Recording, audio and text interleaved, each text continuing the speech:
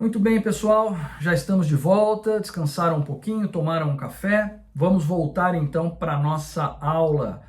Nós terminamos a primeira parte da aula falando sobre a cláusula cambial. Lembra que eu disse a vocês? Ninguém é obrigado a representar a sua dívida através de um título de crédito. Todavia, se eu emito um cheque, pela cláusula cambial, pelo fato dele ser um cheque, eu estou me submetendo ao regime cambial ou ao regime cambiário, com todas aquelas consequências que nós já conhecemos, né? Abstração, independência das relações cambiais, inoponibilidade de exceções pessoais a terceiros de boa-fé, etc, etc. Ok? Bom, algumas observações a mais sobre os aspectos formais, os requisitos formais que todo cheque deve ter. Pode haver divergência entre o valor por extenso e o valor em algarismos. Eu sugiro a vocês que pesquisem no Google, nas imagens, como é um cheque. E vocês vão ver ali cheque, imagens, vocês vão ver diversos cheques. E vocês vão perceber que no cheque você deve escrever qual é o valor que vai ser pago e colocar também em numeral o valor que deve ser pago. Pode haver divergência entre um e outro. A lei diz, lá no artigo 12 da lei do cheque, que sempre deve prevalecer por extenso, né? Então, quando forem emitir um cheque, prestem atenção para escrever por extenso direitinho, porque se houver alguma divergência entre o extenso e o numeral, vai valer o extenso. E é claro, o numeral é sempre mais fácil de adulterar do que o extenso, né? Colocar um zero a mais, enfim, um número a mais ali muda o valor totalmente. Então, prevalece aquilo que está escrito.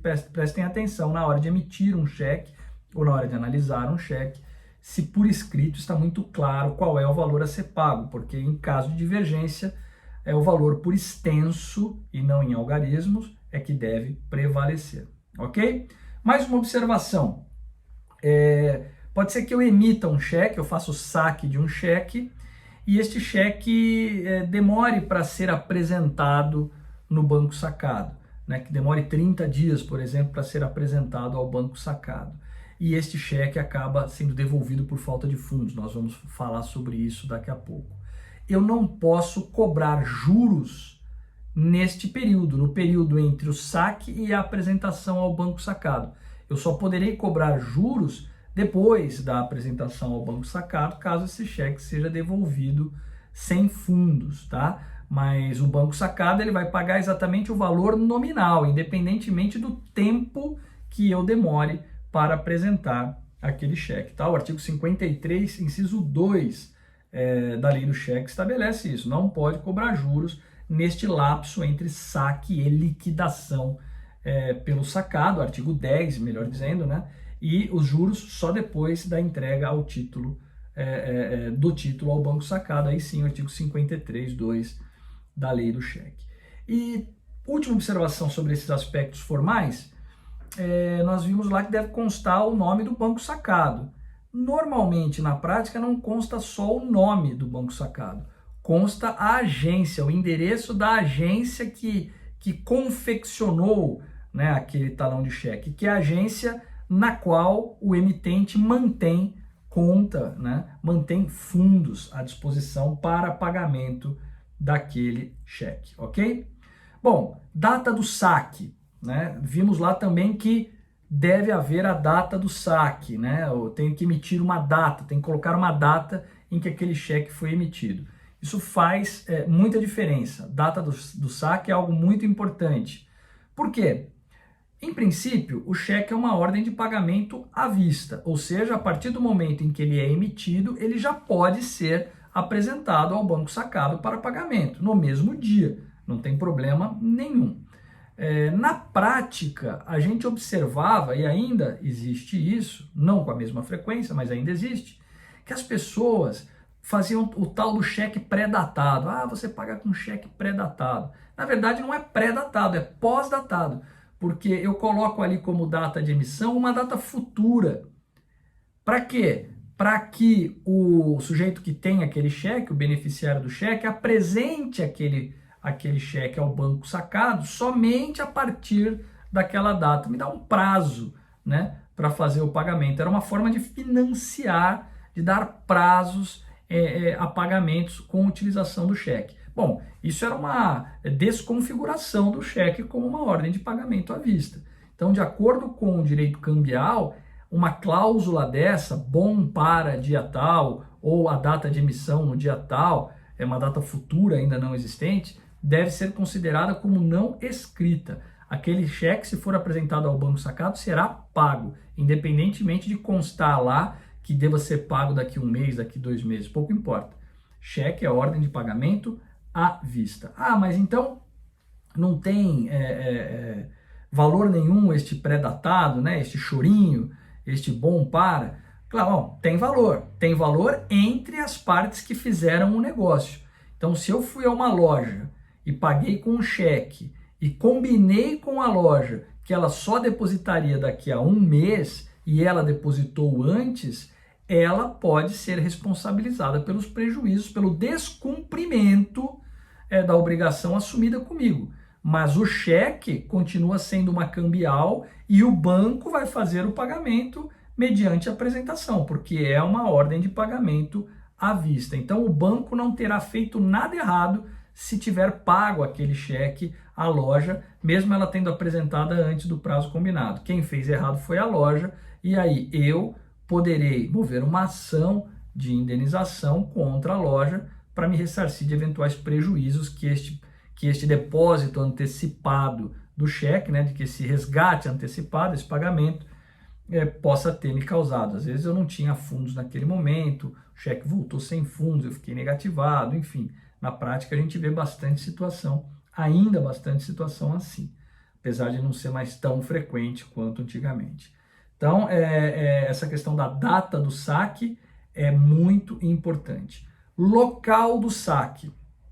Local do saque também é importante, porque o local do saque é o local onde ele é emitido. Então, normalmente eu devo colocar lá no cheque São Paulo e a data do saque. Data e local do saque. Por que o local é importante? Porque isso vai interferir no prazo de apresentação deste cheque ao banco sacado e, portanto, e também, você vai ver, no cálculo da prescrição da executividade desse cheque, que são questões práticas importantes. Bom, se o cheque ele é emitido na mesma cidade onde fica a agência bancária que o confeccionou, né, a agência onde o sacador mantém fundos, é onde o cheque deve ser apresentado, se o local de emissão é o mesmo local da agência, o cheque é da mesma praça. Então, por exemplo, a minha agência do Banco do Brasil é aqui em São Paulo e eu emito um cheque do Banco do Brasil aqui em São Paulo. Cheque da mesma praça. Há uma coincidência entre local de emissão e endereço da agência. Se o local de emissão é outra cidade que não o endereço da agência, temos aí cheque de praças diferentes. Quando o cheque é da mesma praça, ele deve ser apresentado ao banco sacado no prazo de 30 dias. Quando o cheque é de praça diferente ou de praça distinta, ele deve ser apresentado ao banco sacado no prazo de 60 dias. Portanto, o prazo de apresentação poderá ser de 30 ou de 60 dias, conforme o cheque seja da mesma praça ou de praça distinta. Bom, qual é a diferença entre apresentar o cheque dentro do prazo de apresentação e apresentar o cheque fora do prazo de apresentação? Dentro desses 30 ou desses 60 dias, conforme o caso. São várias consequências importantes. A primeira delas é que se eu apresentar o cheque fora do prazo de apresentação, dos 30 ou dos 60 dias, eu perco o direito de executar endossantes e avalistas se esse cheque for devolvido por falta de fundos.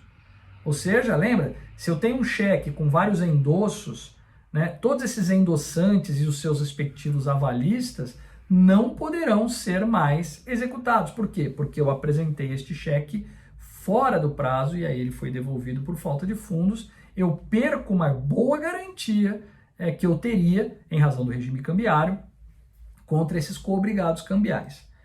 O Supremo Tribunal Federal emitiu uma súmula antiga já, a súmula 600 do STF, que continua valendo e que diz o seguinte: cabe ação executiva contra o emitente e seus avalistas, ainda que não apresentado o cheque ao sacado no prazo legal e desde que não prescrita a ação cambiária. Ou seja, o que o Supremo diz? Olha, se você apresentar fora do prazo, você perde o direito de executar endossantes e avalistas, mas você não perde o direito de executar o emitente, que é o devedor original do cheque, e também não perde o direito de executar o avalista do emitente. Você conserva o seu direito contra o emitente e contra o seu respectivo avalista, ok? Mais uma consequência é a perda do direito contra emitente se havia fundos durante o prazo de apresentação, mas depois deixaram de existir fundos por ato não imputável ao emitente. Então imaginem só,